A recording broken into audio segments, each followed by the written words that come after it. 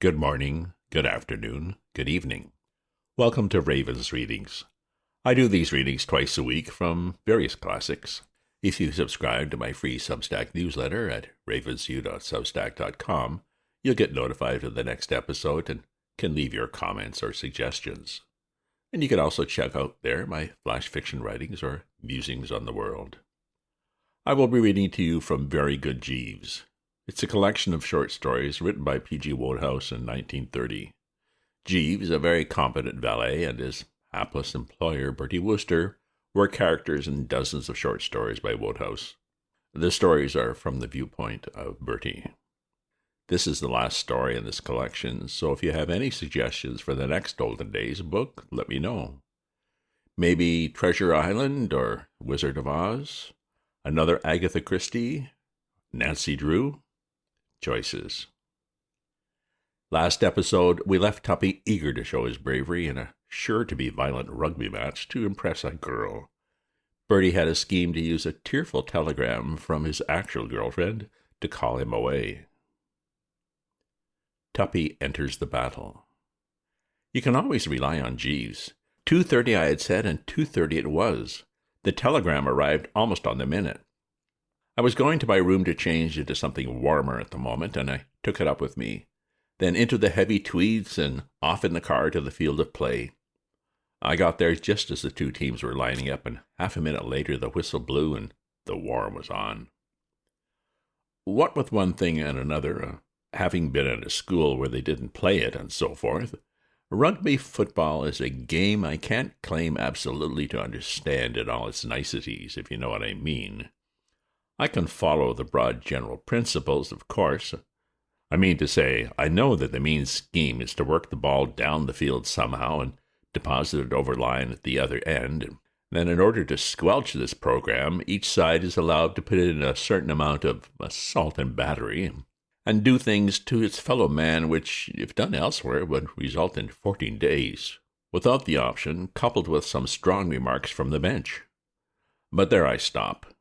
What you might call the science of the thing is to Bertie Wooster a sealed book.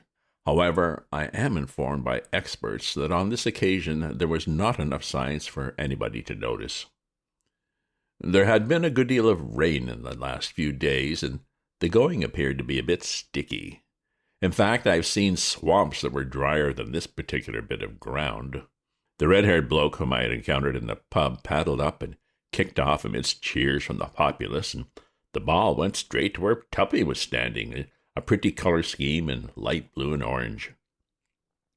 Tuppy caught it neatly and hoofed it back, and it was at this point that I understand that an Upper Bleaching versus Hockley-cum-Meston game had certain features not usually seen on the football field.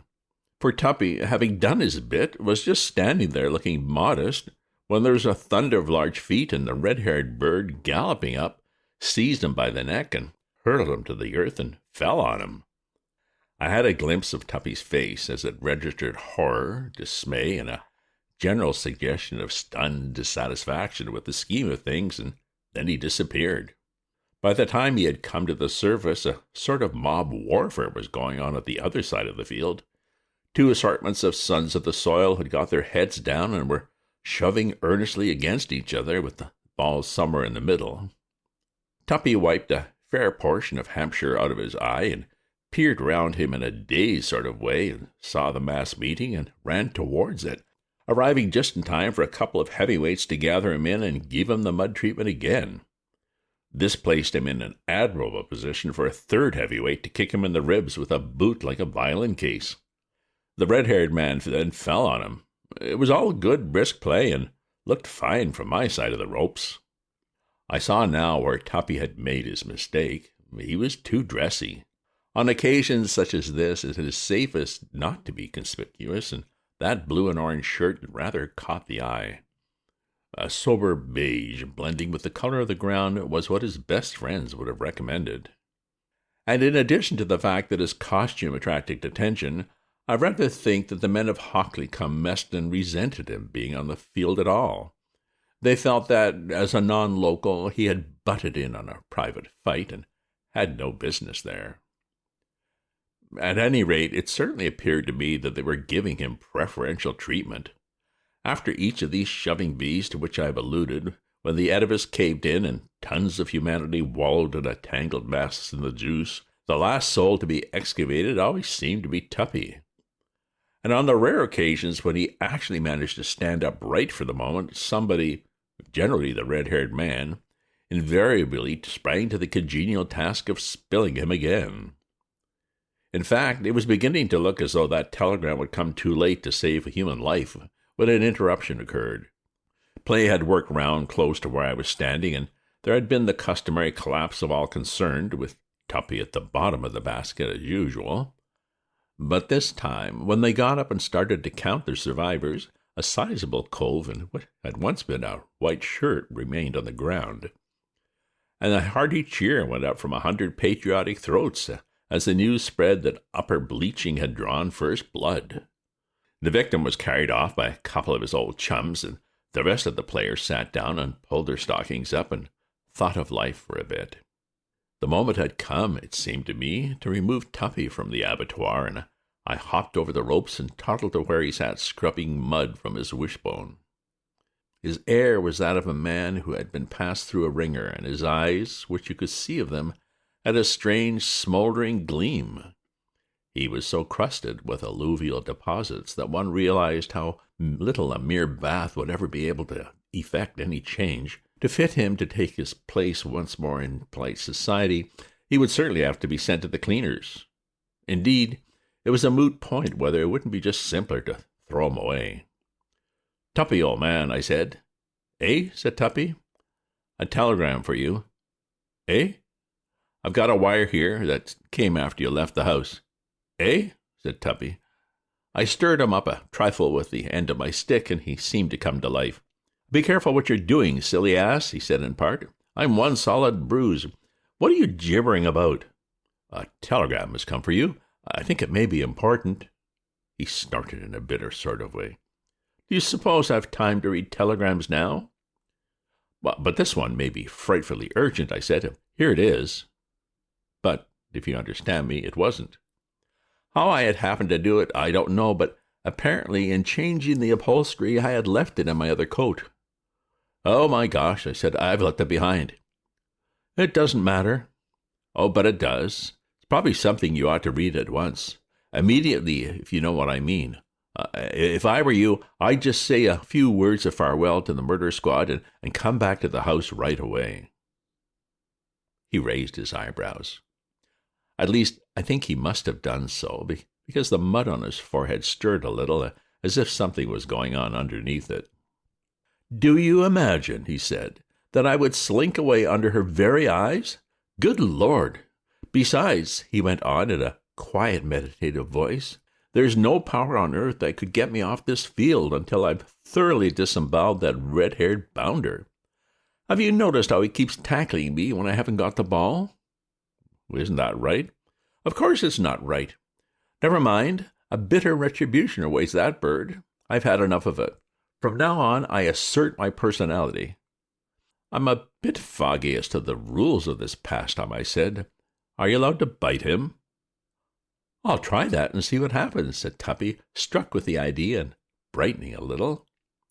At this point, the pallbearers returned, and fighting became general again all along the front. There's nothing like a spot of rest and what you might call folding of the hands for freshening up the shop-soiled athlete. The dirty work, resumed after this brief breather, started off with an added vim which it did one good to see. And the life and soul of the party was young Tuppy. You know, only meeting a fellow at luncheon or at the races or loafing round country houses and so forth, you don't get on to his hidden depths. You know what I mean.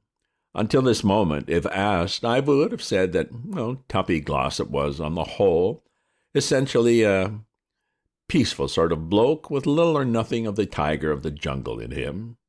Yet here he was, running to and fro with fire streaming from his nostrils, a positive danger to traffic. Yes, absolutely. Encouraged by the fact that the referee was either filled with the spirit of live and let live, or else got his whistle choked up with mud, the result being that he appeared to regard the game with a sort of calm detachment, Tuppy was putting in some very impressive work. Even to me, knowing nothing of the finesse of the thing, it was plain that if Hockley cum Meston wanted the happy ending, they must eliminate young Tuppy at the earliest possible moment. And I will say for them that they did their best, the red-haired man being particularly assiduous. But Tuppy was made of durable material. Every time the opposition talent ground him into the mire and sat on his head, he rose on stepping stones of his dead self, if you follow me, to higher things. And in the end, it was the red-haired bloke who did the dust-biting.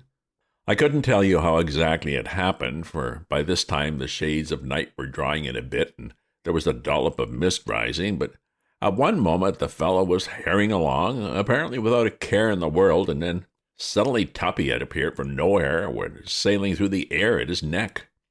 They connected with a crash and a slither, and a little while later the red-haired bird was hopping off, supported by a brace of his friends, something having gone wrong with his left ankle.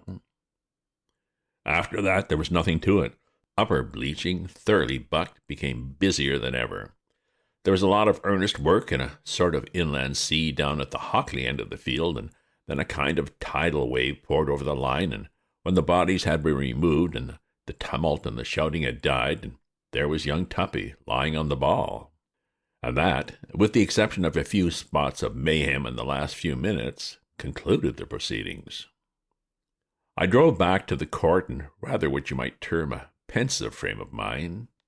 Things having happened as they had happened, there seemed to me a goodish bit of hard thinking had to be done. There was a servant of sorts in the hall when I arrived, and I asked him to send up a whiskey and soda, strongish, to my room. The old brain, I felt, needed stimulating. And about 10 minutes later there was a knock at the door, and in came Jeeves, bearing tray materials. "Hello, Jeeves," I said, surprised. "Are you back from London?" "Yes, sir." "Oh, when did you get here?" "Some little while ago, sir." "Was it an enjoyable game, sir?" "In a sense, Jeeves," I said, "yes. Replete with interest and all that, if you know what I mean. But I fear that, owing to a touch of carelessness on my part, the worst has happened. I left the telegram in my other coat, so young Tuppy remained in action throughout." "Was he injured, sir?" "Oh, worse than that, Jeeves. He was the star of the game. Toasts, I should imagine, are now being drunk to him at every pub in the village. So spectacularly did he play, in fact, so heartily did he joust, that I can't see the girl not being all over him. Unless I'm greatly mistaken, the moment they meet she will exclaim, 'My hero!' and fall into his bally arms." "Indeed, sir." I didn't like the man's manner. Too calm, unimpressed. A little leaping about with fallen jaw was what I had expected my words should produce, and I was on the point of saying as much when the door opened and Tuppy limped in. He was wearing an ulster over his football things, and I wondered why he had come to pay a social call on me instead of proceeding straight to the bathroom. He eyed my glass in a wolfish sort of way. "Whiskey," he said in a hushed voice. "And soda." "Bring me one, Jeeves," said young Tuppy. "A large one." "Very good, sir." Tuppy wandered to the window and looked out into the gathering darkness, and for the first time I perceived that he had a grouch of some description. You can generally tell by a fellow's back, humped, bent, bowed down with weight of woe, if you follow me. "What's the matter?" I asked. Tuppy emitted a mirthless. "Oh, nothing much," he said. "My faith in women is dead, that's all." "It is?" "You jolly well bet it is. Women are a washout. I see no future for the sex, Bertie. Blisters, all of them." Even the dog's body girl?" "Her name," said Tuppy a little stiffly, "is Dalglish, if it happens to interest you. And if you want to know something else, she's the worst of the lot." "My dear chap." Tuppy turned. Beneath the mud I could see that his face was drawn and, to put it in a nutshell, wan. "Do you know what happened, Bertie?" "What?" "She wasn't there." "Where?" "At the match, you silly ass." "Not at the match?" "No." "You mean not among the throng of eager spectators?" "Of course I mean not among the spectators. Do you think I expected her to be playing?" "But I thought the whole scheme of the thing—" So did I. My gosh, said Tuppy, laughing another one of those hollow ones. I worked myself to the bone for her sake. I allow a mob of homicidal maniacs to kick me in the ribs and stroll about on my face, and then when I have braved a fate worse than death, so to speak, all to please her, I find she didn't bother to come and watch the game. She got a phone call from London from somebody who said he'd located an Irish water spaniel, and up she popped in her car, leaving me flat. I met her just now outside her house, and she told me. And all she could think of was that she was as sore as a sunburnt neck because she'd had her trip for nothing. Apparently it wasn't an Irish water spaniel at all, just an ordinary English water spaniel. And to think I fancied I loved a girl like that. A nice life partner she would make. When pain and anguish wring the brow, a ministering angel thou, I don't think. Why, if a man married a girl like that and happened to be stricken by some dangerous illness, would she smooth his pillow and press cooling drinks on him? No, not a chance. She'd be off somewhere trying to buy Siberian eelhounds. I'm through with women. I saw that the moment had come to put in a word for the old firm. My cousin Angela's not a bad sort, Tuppy, I said in a grave, elder brotherly kind of way. Not altogether a bad egg, Angela, if you look at her squarely. I had always been hoping that she and you, and I know my Aunt Dahlia, felt the same. Tuppy's bitter sneer cracked the topsoil. Angela, he woofed, don't talk to me about Angela. Angela is a rag and a bone and a hank of hair and a A1 scourge, if you want to know. She gave me the push. Yes, she did. Simply because I had the manly courage to speak out candidly on the subject of the ghastly hat she was chumping to buy. It made her look like a peak, and I told her it made her look like a peak. And instead of admiring me for my fearless honesty, she bunged me out of my ear. Phew, she did.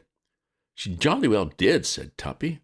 At 4:16 p.m. on Tuesday the 17th. Oh, well, by the way, old man, I said, I found that telegram. What telegram? The one I told you about? Oh, that one. Yes, that one. Well, let's have a look at the beastly thing.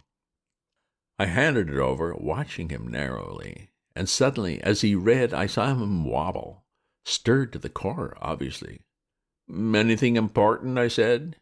Bertie, said young Tuppy in a voice that quivered with strong emotion, my recent remarks re your cousin Angela, wash them out, cancel them, look on them as not spoken. I tell you, Bertie, Angela's all right, an angel in human shape, and that's the official. Bertie, I've got to get up to London. She's ill. Ill? Yes, high fever and delirium.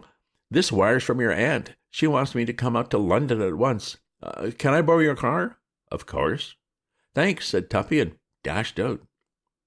He had been gone only about a second when Jeeves came in with the restorative.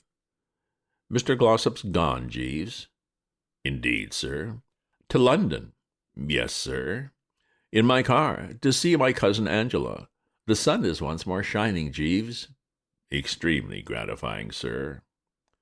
I gave him the eye. Was it you, Jeeves, who phoned to Miss Bolly-what's-her-name about the alleged Irish water spaniel? Yes, sir. I thought as much. Yes, sir.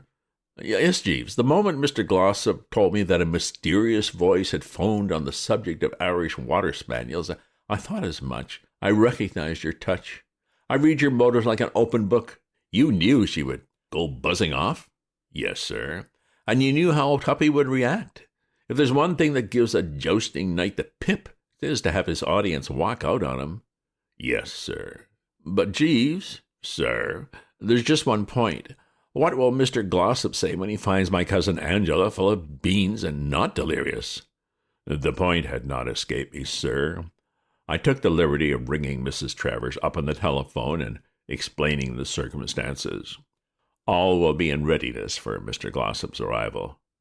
Jeeves, I said, you think of everything. Thank you, sir. In Mr. Glossop's absence, would you care to drink this whiskey and soda? I shook my head. No, Jeeves, there's only one man who must do that. It's you. If ever anyone earned a refreshing snort, you are he. Pour it out, Jeeves, and shove it down. Thank you very much, sir. Cheerio, Jeeves. Cheerio, sir, if I may use the expression. End of chapter and end of story. I like these stories by Wodehouse. Do you? They do follow the same pattern, but they do it well. Just a reminder, if you subscribe to my free newsletter at ravensyou.substack.com, you'll get notified of my updates as soon as they're ready. Plus, you can browse the various short stories and musings I have in there. If you enjoyed this reading or have other classics you'd like to hear, do leave me a comment. Check out my other posts on my Substack, and remember to share this with your friends. Ta-ta for now.